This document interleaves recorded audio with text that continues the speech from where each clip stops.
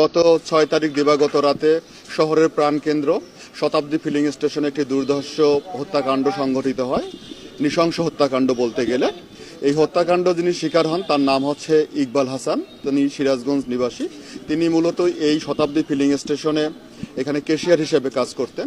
এই ক্যাশিয়ার হিসেবে কাজকালীন সময়ে তিনি কর্ম যখন সম্পাদন করতেন এই সময়টা সেখানকার সেলসম্যান রতনের সাথে তার বাকবিতণ্ডতা হয় এবং এই পাম্পের কিছু অনিয়মকে কেন্দ্র করে এই রতন যদি প্রতিবাদ করেছিল প্রাথমিকভাবে এবং এই প্রতিবাদকে কেন্দ্র করে ভিকটিম ইকবাল হাসান তাকে চড়-থাপ্পড় দেয়। এই চড়-থাপ্পড়ের ওপর কেন্দ্র করে সে অনেক ক্ষুব্ধ হয়ে যায় এবং রাত্রের বেলা তিনি এই হত্যাকাণ্ড সংঘটিত করেন। এই হত্যাকাণ্ড মূলত প্রথমে তাকে হাতুড় দিয়ে হিট করা হয়। হাতুড়ের পর এখানে রেঞ্জ এবং চাকু ব্যবহার করে তার হত্যাটা নিশ্চিত করা হয়।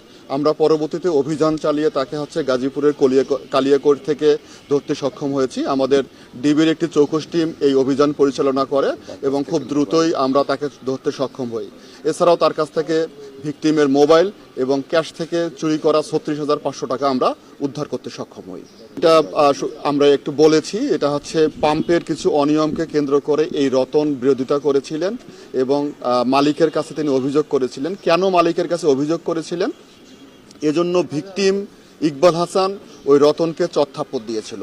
এই ক্ষোভের বশবর্তী হয়েই তিনি এই হত্যাকাণ্ড সংঘটিত করেছেন। আটককৃত ব্যক্তির নামে অন্য কোনো মামলা আগে কখনো হয়নি, এটা আমরা নিশ্চিত হয়েছি। অবশ্যই